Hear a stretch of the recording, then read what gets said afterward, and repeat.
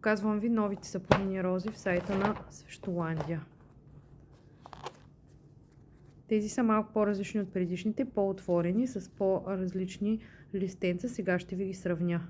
Ето ги другите. Тези просто са малко по-широки. Има в доста цветове.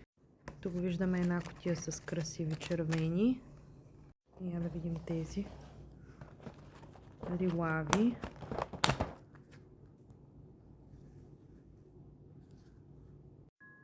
Ето тези са уникални. Зелени. Просто могат да станат страхотни декорации. Има и бели. Забравих да ви кажа, че има и карамфили, само в червено са карамфили. Продължаваме с още цветове. Сребърни. Представете си какъв букет може да стане с тях. Златни.